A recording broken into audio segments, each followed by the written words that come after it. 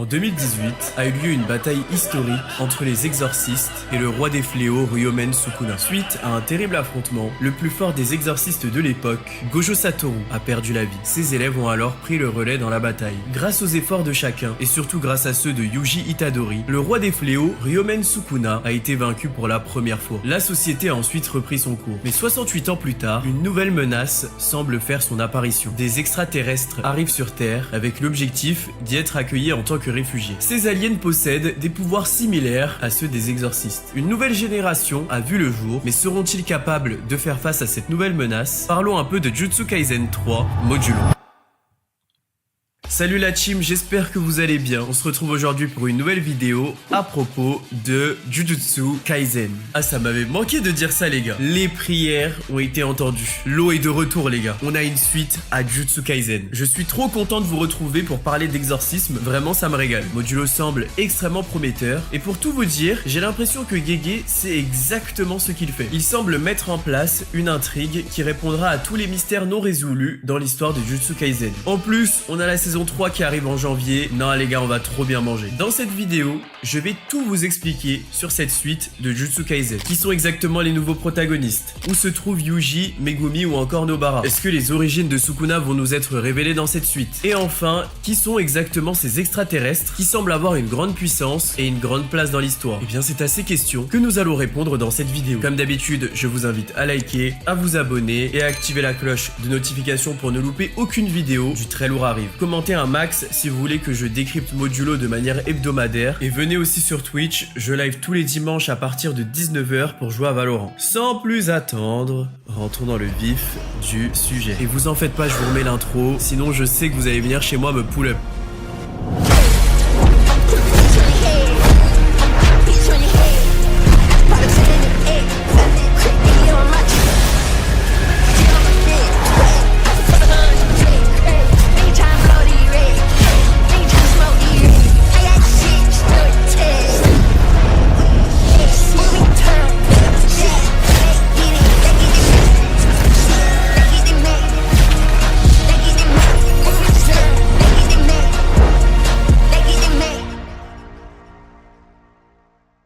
Bon, déjà faut comprendre que cette suite s'appelle Jujutsu Kaisen 3 Modulo. Vous devez vous demander pourquoi Jujutsu Kaisen 3, mais quand on y pense, c'est assez logique. Jujutsu Kaisen 0 racontait l'histoire de Yuta Okkotsu. C'est un préquel à l'histoire de Jujutsu Kaisen. Jujutsu Kaisen 1 est l'histoire de Yuji Itadori que nous avons suivi tout au long du manga Jujutsu Kaisen. Jujutsu Kaisen 2 est l'histoire des enfants de la génération de Yuji, Maki et Yuta. Et enfin, Jujutsu Kaisen 3 est l'histoire des petits-enfants de la génération de Yuji, Maki, Yuta, etc. Gege explique que lorsque Jujutsu Kaisen s'est terminé, beaucoup lui ont fait des propositions pour écrire une suite ou des spin-offs. Mais Gege a toujours refusé car il estime que l'univers d'un manga est quelque chose de tellement précis et complexe que si quelqu'un d'autre vient écrire dessus, ça peut vite devenir incompréhensible et hors de contrôle. Mais un jour, une offre a retenu son attention. Une offre qui lui permettait de rajouter des éléments à son histoire sans compromettre tout ce qui avait été construit avant. Yuji Iwasaki se chargera des dessins et Gege Akutami se chargera du scénario. Il explique que Jujutsu Kaisen Modulo a pour but de lui permettre d'approfondir le monde de l'occulte. Autant dire qu'on va bien manger les gars. En 2086, des extraterrestres découvrent la Terre. Leur race se nomme les Simuriens et leur vaisseau transporte plus de 50 000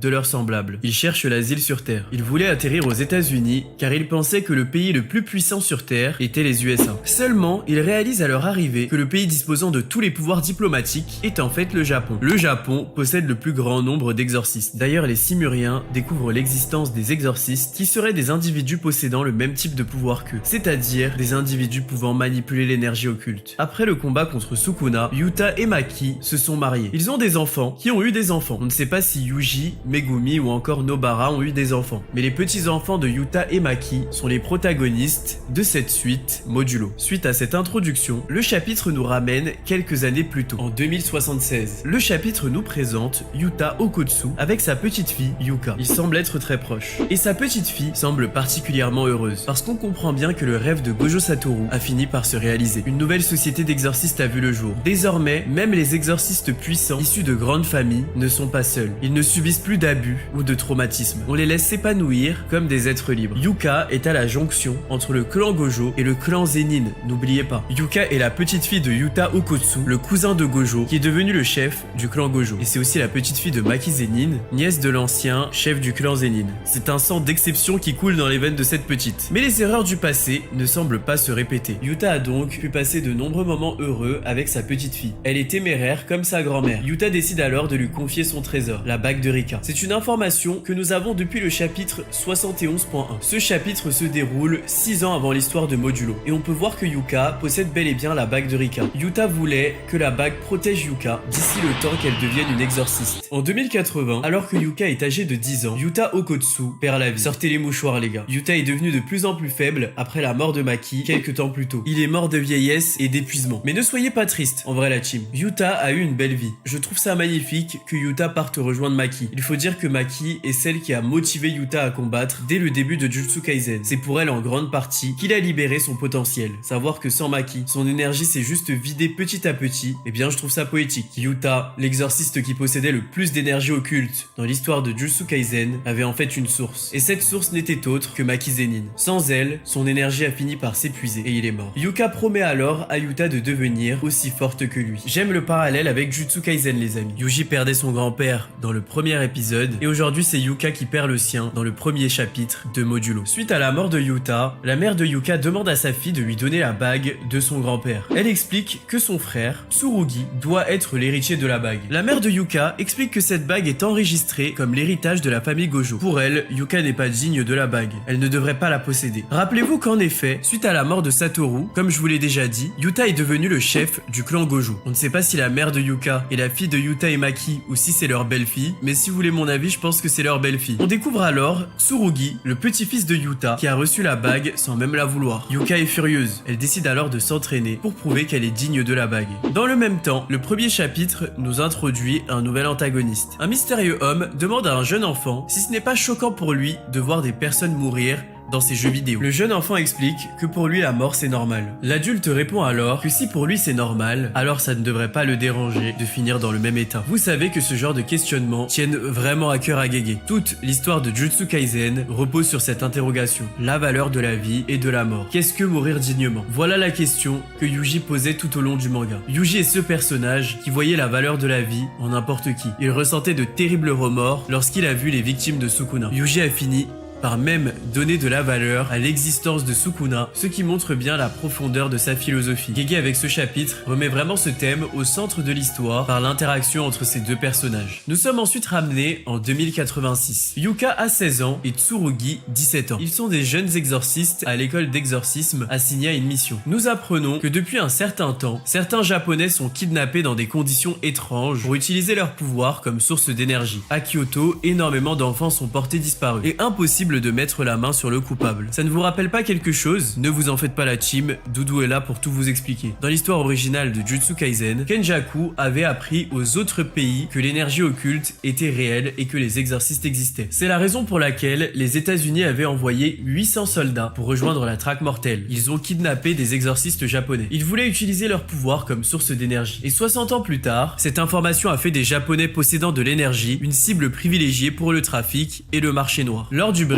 Yuka et Tsurugi rencontrent leur nouveau partenaire qui n'est autre qu'un Simurien du nom de Maru. Nos jeunes protagonistes présument que Maru est un exorciste étranger. C'était déjà mentionné dans Jujutsu Kaisen que certains exorcistes voient le jour ailleurs qu'au Japon, mais ce sont de rares exceptions. Maru est en fait un alien. Il est en mode incognito. Il ne connaît rien au monde des exorcistes terriens. Mais Maru nous apprend quelque chose de très intéressant. Il cache son identité parce qu'il est en fait en mission de reconnaissance. Il se demande si les exorcistes sur Terre possédant des pouvoirs similaires à ceux des Simuriens peuvent cohabiter avec eux. C'est très intéressant car c'est également un thème déjà introduit dans Jujutsu Kaisen. Yuji à la fin du manga souhaitait cohabiter avec Sukuna. Les phrases mémorables comme je suis toi relient finalement les humains et les fléaux, montrant que peu importe l'origine, les fléaux sont en fait le miroir des exorcistes. Cette trame avec les aliens ne sort pas de nulle part. Elle réintroduit cette problématique. Est-ce que des êtres que tous différencies peuvent cohabiter? Est-ce que la fraternité sur Terre est la même que celle des extraterrestres? Est-ce que les êtres peuvent cohabiter malgré leurs différences? Maru est donc là pour observer les humains. Est-ce que les humains et les aliens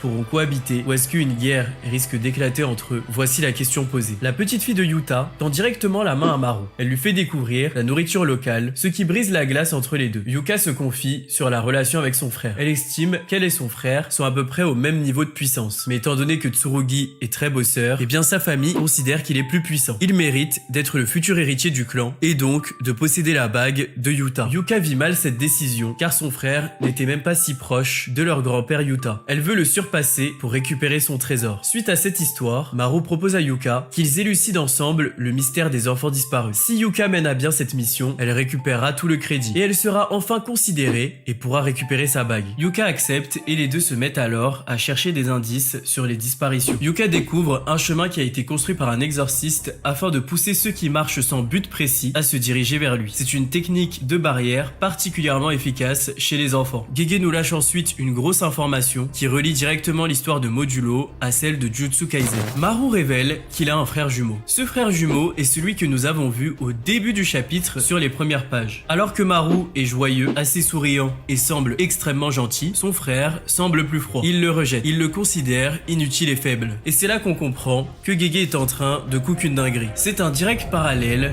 à Sukuna et son frère jumeau. Et par extension, à Sukuna et Yuji Itadori. Sukuna avait un frère jumeau qu'il a mangé lorsqu'il était encore dans le ventre de sa mère. Ce frère jumeau s'est réincarné en l'âme du père de Yuji, faisant directement de Yuji ce qui est le plus proche du frère jumeau de Sukuna. Le parallèle pour moi va encore plus loin. Regardez bien les marques sur le visage des Simuriens. Elles ne vous rappellent pas les marques sur le corps d'un certain individu? Bon, je vous drop ma théorie. Nous savons que Sukuna est né maudit et indésirable. Il a mangé son frère jumeau dans le ventre de sa mère pour survivre. S'il ne le faisait pas, il allait mourir. Mais pourquoi? Pourquoi Sukuna est né maudit? Pourquoi sa mère se laissait mourir de faim pour tuer ses enfants? Eh bien, et si Jujutsu Kaisen Modulo nous donnait enfin la réponse? Je pense que Sukuna est en fait un Simurien. Sukuna est un alien ou un demi-alien. Sa mère voulait le tuer car ses enfants n'étaient pas complètement humains. C'était des êtres mi-simuriens. Cela expliquerait les marques sur le visage de Sukuna et des aliens. Et surtout, cette théorie expliquerait pourquoi Sukuna est appelé l'ange déchu. Regardez-moi le roi des Simuriens. Sa position, sa chaise, ça vous rappelle pas quelqu'un? Ils sont probablement liés. Maru et son frère jumeau seraient des descendants de Sukuna. En plus, regardez cet alien. On dirait pas Tengen? J'ai encore de quoi alimenter cette théorie. Du coup, dites-moi en commentaire si vous voulez une vidéo sur le sujet. Maru comprend Yuka parce qu'elle a une relation compliquée avec son frère. À ce moment-là, Tsurugi fait son apparition. Il est arrivé à la même conclusion que Yuka. Il décide alors de fermer le lieu où se trouve la technique de barrière liée au kidnapping des Japonais. Mais d'un coup, un enfant fonce sur la barrière. Il est alors téléporté par la technique du kidnappeur. Tsurugi réalise que le kidnappeur est assez puissant pour combiner un sort de barrière et de téléportation. Il demande alors à Yuka de prévenir les renforts et affirme qu'il agira seul. Yuka refuse, elle veut venir avec lui. Mais Tsurugi est le seul à être téléporté. Son sabre est laissé derrière parce que c'est un objet maudit. Et c'est là que nous apprenons que comme Toji Zenin et Maki Zenin, Tsurugi ne possède pas d'énergie occulte. La barrière ne téléporte que ce qui n'a pas d'énergie occulte. Tsurugi possède donc une restriction maudite totale. Autant dire que son potentiel est complètement fou. Il pourra atteindre le niveau de Toji et Maki et au-delà, il a accès à l'entièreté des trésors de la famille Gojo. Autant dire que Tsurugi va être trop boosté. La barrière repousse tout ce qui a un fort niveau d'énergie occulte. Maru veut aller aider Tsurugi qui a quand même été téléporté sans son arme. Mais Yuka répond non. Elle n'a que faire du sort de son frère. Maru s'énerve affirmant à Yuka que s'il meurt, elle le regrettera toute sa vie. Il insiste pour qu'elle arrête de se comporter ainsi. Il veut qu'elle réalise que son frère est en vrai danger. Yuka finit par accepter, déclarant qu'elle ne va pas le sauver, mais le retrouver pour lui mettre une raclée. C'est la digne petite fille de Maki Zenin. Nous nous retrouvons alors face à notre nouvel antagoniste et Tsurugi. Le mystérieux kidnappeur explique qu'il va renoncer à son trafic bientôt parce que les aliens vont envahir le Japon. Nous apprenons ensuite que la génération de Gojo et ses élèves sont devenus des légendes dans le monde de l'occulte. Il y a 68 ans, après la traque mortelle, un traité a été signé donnant la totalité de la gestion des problèmes occultes au Japon. Satoru Gojo et Yuji Itadori sont mentionnés comme des héros, des légendes dont les pouvoirs n'ont jamais été égalés. En effet, rappelez-vous que dans Jujutsu Kaisen, la puissance repose sur une balance. La naissance de Gojo Satoru a bouleversé l'équilibre du monde, parce qu'il était tout bonnement trop puissant. Le retour de Sukuna était finalement la suite logique pour rééquilibrer la balance du monde. Maintenant que ces combattants d'exception ne sont plus là, les exorcistes sont devenus de plus en plus faibles. L'antagoniste précise que des exorcistes comme Gojo ou Yuji n'existent plus aujourd'hui. Par conséquent, le prix des Japonais dans le marché noir noir a également diminué, car l'énergie occulte est moins proéminente qu'avant. Le kidnappeur souhaite ainsi réaliser une dernière transaction. Il montre ensuite tous les enfants qu'il a enfermés dans des sacs de marchandises. Il enchaîne Tsurugi de coups en lui expliquant sa conception du monde. Mais à cet instant, Yuka et Maru débarquent explosant la porte. Ils ont réussi à traverser la barrière grâce au pouvoir de Maru. Avant que Maru ne puisse déclarer qu'ils sont là pour sauver les enfants, Yuka l'interrompt pour défier son frère en duel. Ils commencent alors à se battre. En vrai, ces enfants sont les héritiers des Gojo et des Zenin. Normal qu'ils soient bazardés, on peut rien y faire. Suite à leur affrontement, Tsurugi réussit à prendre l'ascendant. Yuka se rappelle alors à quel point son frère s'entraîne dur. Belle référence à Zoro d'ailleurs. Yuka ne se laisse pas abattre et se rabat sur le kidnappeur. Elle concentre son énergie occulte dans ses poings. Un peu comme Akari et Kashimo le faisaient. Elle active alors sa technique, mâchoire canine, et attaque le kidnappeur. Il réussit à se téléporter derrière elle grâce à son sort. Mais à cet instant, Tsurugi rejoint l'affrontement. Son épée est un objet maudit extrêmement puissant, créant des étincelles lorsqu'il la sort de son fourreau. Il utilise alors une technique de la nouvelle école de l'ombre. Cette attaque crée une ouverture pour sa sœur qui envoie le coup de grâce à l'ennemi. Tsurugi déclare ensuite à sa sœur qu'il est fier qu'elle soit devenue si forte. Il affirme qu'il travaillera encore plus dur. C'est alors qu'on comprend qu'alors que Yuka était très proche de son grand-père Yuta, Tsurugi était très proche de sa grand-mère Maki. Il faisait plein d'activités avec elle, et Maki est celle qui lui a appris qu'ils sont pareils. Ils n'ont pas d'énergie occulte. Maki expliquait à Tsurugi qu'il n'a pas besoin de bague pour le protéger parce qu'il est déjà fort. Mais les parents de Tsurugi l'ont contraint à prendre la bague. Même s'il n'en veut pas, c'est la décision du clan Gojo parce qu'il est fort. C'est là que vous devez vous dire, mais Doudou, tu nous as pas dit que la vision de Gojo s'est réalisée, une nouvelle société d'exorcistes, tout ça. Et bien malheureusement, on dirait que le cycle a fini par se répéter. Cette bague, qui était un symbole d'amour, est maintenant devenue un symbole d'oppression pour Tsurugi. Il est contraint de la prendre justement parce qu'il est fort. Sa naissance le met à l'écart, elle le déshumanise. Même s'il n'en veut pas, son avis ne compte pas vraiment. Tsurugi décide alors de devenir le plus fort. Il deviendra si fort que sa famille comprendra qu'il n'a pas besoin de cette bague. Il a été entraîné par Maki Zenin après tout. Il la gardera jusqu'au moment voulu et Yuka la récupérera. C'est marrant parce qu'alors que Yuka veut devenir forte pour prouver qu'elle est digne de la bague, Tsurugi veut devenir fort pour prouver qu'il n'en a pas besoin. In extremis, le kidnappeur reprend ses esprits. Il tente d'utiliser son sort pour se téléporter avec les enfants kidnappés. À cet instant, le troisième œil de Maru est révélé. Et à l'apparition de celui-ci, le kidnappeur est instantanément mis KO. C'est alors que nos protagonistes comprennent que les rumeurs sont vraies. Les aliens sont bel et bien arrivés sur Terre. Et c'est la fin de ce premier chapitre. Pour conclure, je dirais que le chapitre est vraiment cool. L'histoire s'inscrit bien dans la continuité de Jujutsu Kaisen. Les protagonistes sont très intéressants. Ce ne sont pas des copies de ceux qu'on connaît déjà, mais des êtres à part entière avec leur propre personnalité. Il y a plein de questionnements et théories possibles. Où sont Yuji, Nobara et Megumi? Sukuna est-il un alien? Est-ce que quelqu'un va récupérer le dernier doigt de Sukuna? J'ai plein de choses à dire and we are so back les gars. Cassez-moi les commentaires que je sache que vous êtes bien hype pour la suite et on y va. Merci à vous, restez sur vos gardes et à très vite. Et venez sur Twitch, je suis trop fort à Valo maintenant.